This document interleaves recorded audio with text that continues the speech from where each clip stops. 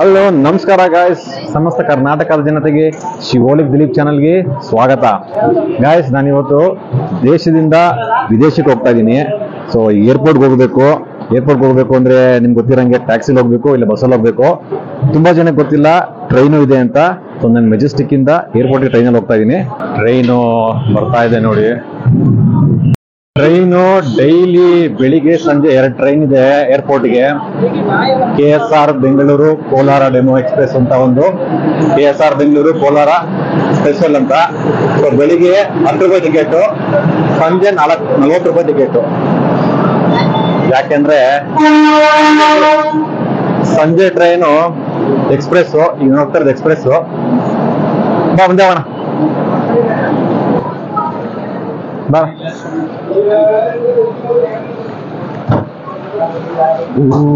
ಖಾಲಿ ಹೊಡಿತಿದೆ ಟ್ರೈನು.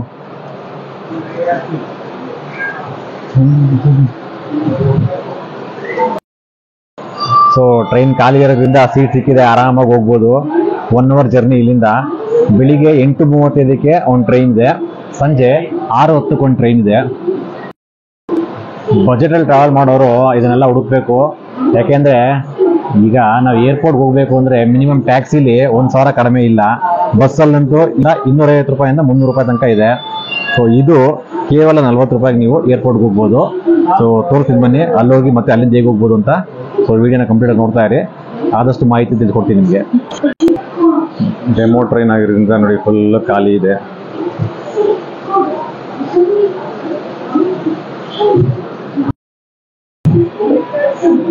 ಈಗ ನಾನು ಯಾವ ದೇಶಕ್ಕೆ ಹೋಗ್ತಾ ಇರೋದು ಅಂತ ನಿಮಗೆ ಏರ್ಪೋರ್ಟ್ ಹತ್ರ ಹೋದ್ಮೇಲೆ ಹೇಳ್ತೀನಿ. ಬನ್ನಿ ಇವಾಗ ಏರ್ಪೋರ್ಟ್ಗೆ ಹೋಗೋಣ. ಟೈಮು ಇವಾಗ 6:11 ಟ್ರೈನು ಮೂವ್ ಆಗ್ತಾ ಇದೆ, ಹೊರಟಿದೆ ಟ್ರೈನು.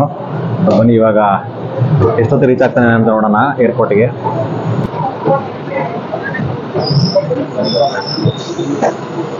ಫಸ್ಟ್ ಟೈಮು ನಾನು ನನ್ನ ಫ್ರೆಂಡು ದೇಶದಿಂದ ವಿದೇಶಕ್ಕೆ ಹೋಗ್ತಾ ಇದ್ದೀವಿ.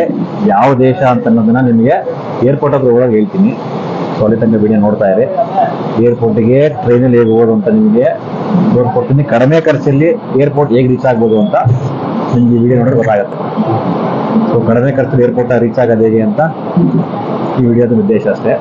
ಸೊ ಗೌರ್ಮೆಂಟ್ ಸರ್ಕಾರದಿಂದ ನಮಗೆ ಇದೆಲ್ಲ ಫೆಸಿಲಿಟಿ ಕೊಟ್ಟಿದ್ದಾರೆ, ನಾವು ಅದನ್ನು ಯುಟಿಲೈಸ್ ಮಾಡ್ಕೋಬೇಕು.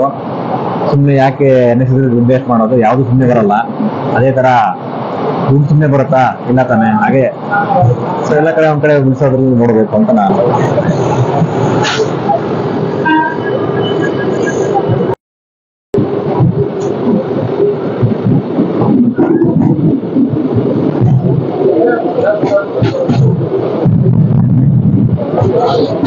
ಗಾಯ್ಸ್ ಸಾರಿ, ಆಗ್ಲೇ ನಾನು 40 ರೂಪಾಯಿ ಟಿಕೆಟ್ ಅಂದೆ. ಆಕ್ಚುಲಿ 30 ರೂಪಾಯಿ ಒಬ್ರಿಗೆ ಟಿಕೆಟು. ನಾನು ನನ್ನ ಫ್ರೆಂಡ್ ಇಬ್ರು ಹೋಗ್ತಾ ಇರೋದ್ರಿಂದ 60 ರೂಪಾಯಿ ಟಿಕೆಟು. ಸೊ ಒಬ್ರಿಗೆ 30 ರೂಪಾಯಿ. ಸೊ ಗಾಯ್ಸ್, ಏರ್ಪೋರ್ಟ್ ಸ್ಟಾಪಿಗೆ ಬಂದೆ. ಸೊ ಕರೆಕ್ಟಾಗಿ 1 ಅವರ್ 5 ನಿಮಿಷದಲ್ಲಿ ಇಂಟರ್ನ್ಯಾಷನಲ್ ಏರ್ಪೋರ್ಟ್ ಹತ್ರ ಬಂದಿದ್ದೀನಿ. ಸೊ ಆಚೆ ಕಡೆ ಈಗ ಬಸ್ ಇದೆ, ತೋರಿಸ್ತೀನಿ ಬನ್ನಿ, ಈಗ ಹೋಗೋಣ. ಸೊ 1000 ರೂಪಾಯಿ ಖರ್ಚು ಮಾಡೋ ಬದಲು ಬರೀ 30 ರೂಪಾಯಿ ಕೆಲಸ ಆಯಿತು ನೋಡಿ. ಇಲ್ಲೇ ಇದೆ ಏರ್ಪೋರ್ಟ್ ಶಟಲ್ ಬಸ್ಸು. ಇದು ಫ್ರೀ ಪಿಕಪ್ ಅಂಡ್ ಡ್ರಾಪ್. ಇದು ನೀವು ಟ್ಯಾಕ್ಸಿ ಅಥವಾ ಬಸ್ಸಲ್ಲಿ ಏರ್ಪೋರ್ಟ್ಗೆ ಬರಬೇಕು ಅಂತಂದ್ರೆ ಗೊತ್ತಲ್ಲ ನಮ್ಮ ಬೆಂಗಳೂರು ಟ್ರಾಫಿಕ್ ಹೇಗೆ ಅಂತ. ಸೊ ಸಿಕ್ಕಾಪಟ್ಟೆ ಜಾಮ್ ಆಗ್ಬಿಟ್ರಂತೂ 2 ಅವರ್ ಆದ್ರೂ ಆಯ್ತು, ಇಲ್ಲ 3 ಅವರ್ ಆದ್ರೂ ಆಯ್ತು. ಸೊ ಬೆಟರ್ ಆಪ್ಷನ್ ಅಂತಂದ್ರೆ ಈ ಟ್ರೈನು 1 ಅವರ್ 5 ನಿಮಿಷದಲ್ಲಿ ರೀಚ್ ಆಗ್ಬಿಡ್ತಾನೆ. ಟ್ರಾಫಿಕ್ ಇಲ್ಲ, ಎಂತದೂ ಇಲ್ಲ, ಆರಾಮಾಗಿ ಬರ್ಬೋದು. ಮಧ್ಯಾಹ್ನ ಅಥವಾ ರಾತ್ರಿ 11 ಗಂಟೆ ಮೇಲೆ ಫ್ಲೈಟ್ ಇರೋರಿಗೆ ಈ ಟ್ರೈನಲ್ಲಿ ಬರೋದಕ್ಕೆ ಯೂಸ್ ಆಗುತ್ತೆ. ಬೆಳಗಿನ ಜಾವ ಇರೋರು ಈ ಟ್ರೈನಲ್ಲಿ ಬರೋಕ್ಕಾಗಲ್ಲ, ಯಾಕೆಂದ್ರೆ 2 ಟ್ರೈನ್ ಇರೋದು. ಆ ಟೈಮಿಂಗ್ಸ್ ಆ ಥರ ಇದೆ ಅದಕ್ಕೆ.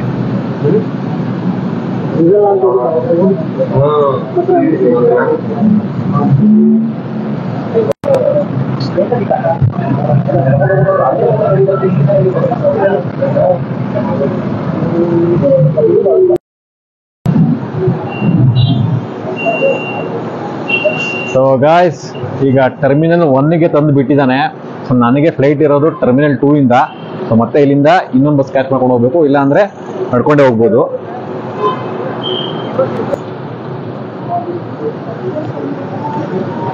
ಇದು ಟರ್ಮಿನಲ್ 1 ಇದು ಟರ್ಮಿನಲ್ 1. ಟರ್ಮಿನಲ್ 2ಗೆ ಬಸ್ ಇಲ್ಲಿ ನಿಂತಿದೆ. ಸೊ ಈ ಬಸ್ಸಲ್ಲಿ ಈಗ ಟರ್ಮಿನಲ್ 2ಗೆ ಹೋಗೋಣ.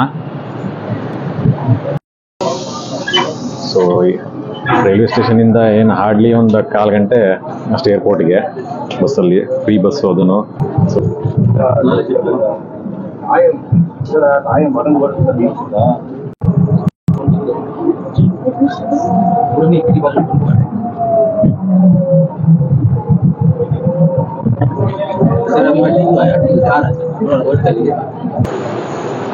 ಸೊ ಗಾಯ್ಸ್, ಫೈನಲಿ ಟರ್ಮಿನಲ್ 2 ಬಂದೆ.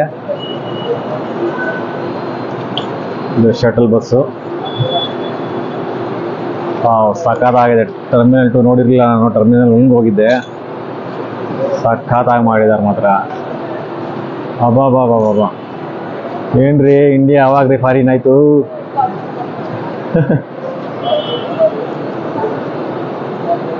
ಸೂಪರ್ ಆಗಿದೆ ಮಾತ್ರ. ಏರ್ಪೋರ್ಟ್ ಅಂತೂ ಚಿಂದಿ.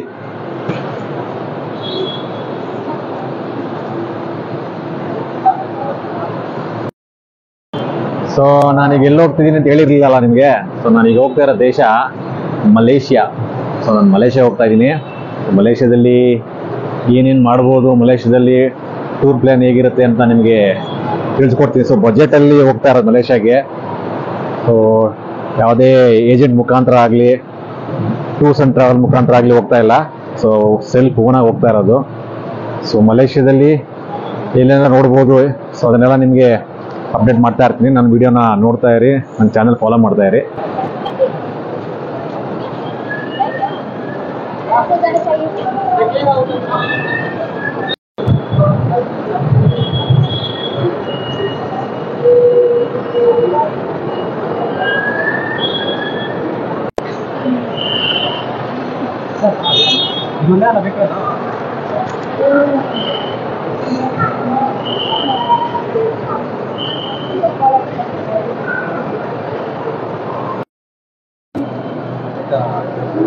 ಏರ್ಪೋರ್ಟ್ ಮಾತ್ರ ಅಯ್ಯೋ ಸಾಕಾಗಿದೆ. ನಾನು ಟರ್ಮಿನಲ್ 2 ಬಂದಿರಲಿಲ್ಲ. ವಾ ಸಾಕಾಗಿದೆ. ಈಗ ನಮ್ಮದು ಎಲ್ಲಿ ಇಂಟರ್ನ್ಯಾಷನಲ್ ಡಿಪಾರ್ಚರ್.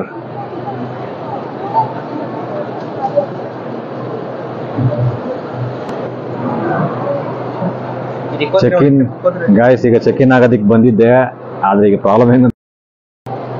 ಈಗ ಪ್ರಾಬ್ಲಮ್ ಏನು ಅಂತಂದ್ರೆ, ನಮಗೆ 7 kg ಅಷ್ಟೇ ಇದ್ದಿದ್ದು ಕ್ಯಾರಿ ಮಾಡೋದಕ್ಕೆ ಹ್ಯಾಂಡ್ ಬ್ಯಾಗಲ್ಲಿ. ಬಟ್ ಇವಾಗ ನೋಡಿದ್ರೆ ವೆಯ್ಟ್ ಜಾಸ್ತಿ ಇದೆ. 9 kg ಇದೆ. ನಂದು 8.5 kg ಇದೆ. ನನ್ನ ಫ್ರೆಂಡ್ದು 11 kg ಇದೆ. ಸೊ ಸರ್ಕಸ್ ಮಾಡ್ತಾ ಇದ್ದೀವಿ. ಏನು ಮಾಡೋಣ ಅಂತ ನೋಡಿ, ಏನು ಮಾಡಬೇಕು ಅಂತ ಗೊತ್ತಾಗ್ತಿಲ್ಲ. ಸೊ ಅದಕ್ಕೆ ಬಟ್ಟೆಗಳಿದೆ, ಒಂದಷ್ಟು ಬಟ್ಟೆಗಳನ್ನ ಬಟ್ಟೆ ಮೇಲೆ ಬಟ್ಟೆ ಹಾಕೊಳ್ಳೋಣ ಅಂದ್ಕೊಂಡು ಏನೋ ಪ್ಲ್ಯಾನ್ ಮಾಡ್ತಾ ಇದ್ವಿ. ನೋಡೋದಿರಿ ಏನಾಗುತ್ತೆ ಅಂತ. ನೋಡಿ ಈಗ ನನ್ನ ಫ್ರೆಂಡು ತೆಗಿತಾ ಇದ್ದಾನೆ ಎಲ್ಲ. ಗಾಯ್ಸ್, ಇವಾಗ ಅವರು ಎಕ್ಸ್ಟ್ರಾ ಬ್ಯಾಗೇಜ್ಗೆ ನಮ್ಮ ಹತ್ರ 7,000 ಕೇಳ್ತಾ ಇದ್ದಾರೆ. 7,000 ನಾವು ಪೇ ಮಾಡೋಕ್ಕಾಗಲ್ಲ. ಸೊ ಅದಕ್ಕೆ ಪ್ಯಾಂಟ್ ಮೇಲೆ 3 ಪ್ಯಾಂಟು, ಅವನೊಂದು 3 ಪ್ಯಾಂಟು, ನಾನೊಂದು 3 ಪ್ಯಾಂಟು, ಒಂದು 3 ಟೀ ಶರ್ಟ್ಸು. ಸೊ ಹಿಂಗೆ ಮಾಡಿ ವೆಯ್ಟ್ ಕಮ್ಮಿ ಮಾಡ್ತಾ ಇದ್ವಿ. ನೋಡೋಣ ಏನಾಗತ್ತೆ ಅಂತ. ಈಗ ನನ್ನ ಫ್ರೆಂಡು 1-2 ಪ್ಯಾಂಟು, 4 ಟೀ ಶರ್ಟ್ ಹಾಕೋತವನೆ. ನಾನು ಆಗಲೇ 4 ಪ್ಯಾಂಟ್ ಹಾಕೊಂಡಿದ್ದೀನಿ. ನೋಡಿ ಇಲ್ಲಿ 4 ಪ್ಯಾಂಟ್ ಹಾಕೊಂಡಿದ್ದೀನಿ, 2 ಟೀ ಶರ್ಟ್ ಹಾಕೊಂಡಿದ್ದೀನಿ. ಸೊ ಆಲ್ಮೋಸ್ಟ್ ಈಗ 1-2 kg ಕಮ್ಮಿ ಆಗಿದೆ. ಹಾಕೋಗ್ರು ಬೇಗ. ಸೊ ಗಾಯ್ಸ್, ಹಂಗೋ ಹಿಂಗೋ ಮಾಡಿ ವೆಯ್ಟ್ ಕಮ್ಮಿ ಮಾಡ್ಕೊಂಡ್ವಿ. ಸೊ ವೆಯ್ಟೇಜ್ ಕಮ್ಮಿ ಮಾಡಿ ಬೋರ್ಡಿಂಗ್ ಪಾಸ್ ಸಿಕ್ತು. ಸೊ ಈಗ ಎಂಟ್ರಿ ಒಳಗಡೆ ಏನೇನೋ ಸರ್ಕಸ್ ಮಾಡಿ 3 kg, 3-4 kg ಕಡಿಮೆ ಆಯಿತು. ಸೊ ನಾನು 4 ಪ್ಯಾಂಟು, 1-2 ಟೀ ಶರ್ಟ್ ಹಾಕೊಂಡಿದ್ದೀನಿ. ನನ್ನ ಫ್ರೆಂಡು 1-2 ಪ್ಯಾಂಟ್ ಹಾಕೊಂಡವನೆ. ಆಮೇಲೆ ಕೆಲವೊಂದನ್ನೆಲ್ಲ ಜಾಕೆಟ್ ಒಳಗಡೆ ಇಟ್ಕೊಂಡ್ವಿ. ಸೊ ವೆಯ್ಟ್ ಇರೋದೆಲ್ಲನೂ ಆಲ್ಮೋಸ್ಟ್ ಕಮ್ಮಿ ಮಾಡಿದ್ವಿ. ಸೊ ಬೋರ್ಡಿಂಗ್ ಪಾಸ್ ಕೊಟ್ಟು ಒಳಗೆ ಬಿಟ್ಟಿದ್ದಾರೆ. ಇವಾಗ ಹ್ಯಾಂಡ್ ಬ್ಯಾಗಲ್ಲಿ ಲಗೇಜ್ ಜಾಸ್ತಿ ಇತ್ತು ಅಂತ 4 kg ಜಾಸ್ತಿ ಇತ್ತು. ಅದಕ್ಕೆ ಚೆಕ್ ಇನ್ ಬ್ಯಾಗ್ ಮಾಡಬೇಕು ಅಂತ ಹೇಳಿದ್ರು. ಸೊ ಅದಕ್ಕೆ ಅವನು ಎಷ್ಟಾಗತ್ತೆ ಅಂತ ಗೊತ್ತಾ, 7,000 ಆಗುತ್ತೆ ಅಂದ. ನಾವು ಟಿಕೆಟ್ ಬುಕ್ ಮಾಡೋಕ್ಕೇನೆ 7,000 ಕೊಟ್ಟಿಲ್ಲ. ಅಂಥದ್ರಲ್ಲಿ ಬರೀ 4 kg ಲಗೇಜ್ 7,000 ಕೊಡಬೇಕಾ ಅಂತ ಇಷ್ಟೆಲ್ಲ ಸರ್ಕಸ್ ಮಾಡಿದ್ವಿ ಅಂತ ಏನು ನೋಡಿದ್ದೀರಾ. ಬಟ್ಟೆ ಮೇಲೆ ಬಟ್ಟೆ ಹಾಕ್ಕೊಂಡು ಪ್ಯಾಂಟ್ ಮೇಲೆ ಪ್ಯಾಂಟ್ ಹಾಕ್ಕೊಂಡು ಸೊ ಹೆಂಗೋ ಅದನ್ನು ಮ್ಯಾನೇಜ್ ಮಾಡಿ 4 kg ಕಮ್ಮಿ ಮಾಡಿ ಕ್ಲಿಯರ್ ಮಾಡ್ಕೊಂಡು ಬಂದ್ವಿ ಸದ್ಯ.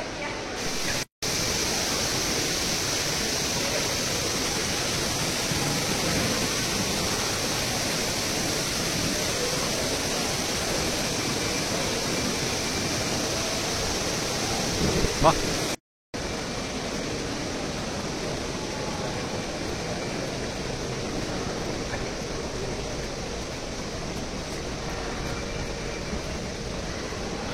ನೋಡಿಪ್ಪ ಇಲ್ಲಿ ಆಲ್ಕೋಹಾಲು ಡ್ಯೂಟಿ ಫ್ರೀ, ಬರೀ ಆಲ್ಕೋಹಾಲೇ ಇರೋದಿಲ್ಲಿ.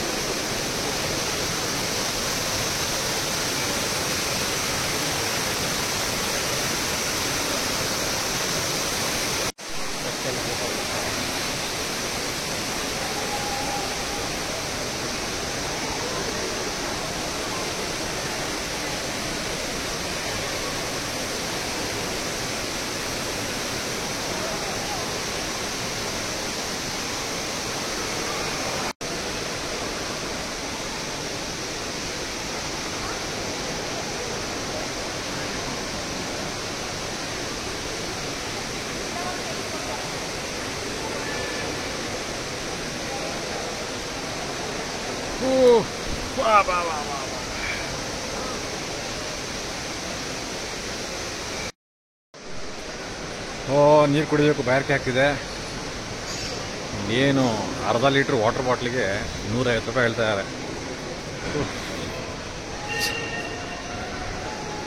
ಯಾಕತ್ತೆ ಇದೆ ನೀರು. ಇಲ್ಲಿದೆ ನೋಡಿ ಕುಡಿಯೋ ನೀರು. ಇದು ಹೆಂಗೆ ಕುಡಿಯೋದು ಅಂತ ಗೊತ್ತಾ? ಈ ನೀರು ಕುಡಿಯೋದು ನೋಡಿ ಹಿಂಗೆ.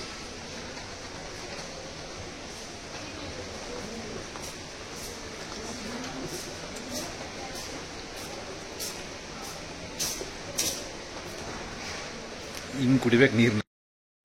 ನಮ್ಮ ಬೆಂಗಳೂರು ಏರ್ಪೋರ್ಟು ಸಖತ್ ದೊಡ್ಡ ಏರ್ಪೋರ್ಟು. 4000 ಎಕರೆ ಜಾಗದಲ್ಲಿ ಈ ಏರ್ಪೋರ್ಟ್ನ ಮಾಡಿದ್ದಾರೆ. ತುಂಬಾ ಚೆನ್ನಾಗಿದೆ, ಸಖತ್ ದೊಡ್ಡದಾಗಿದೆ.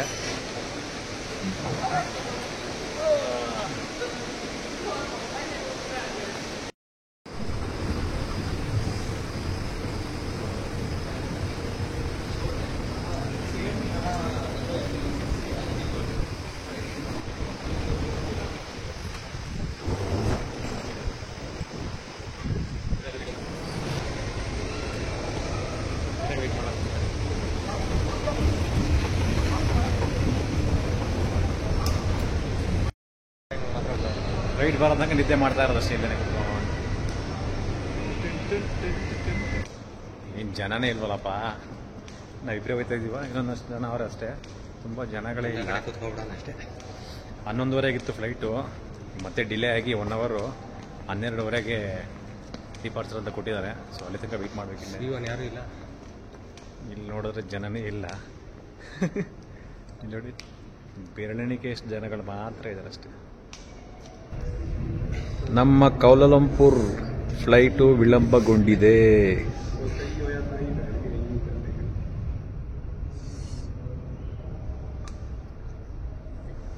ಜನಗಳೇ ಇಲ್ಲದೆ ಬಿಕೋ ಅಂತಿದೆ.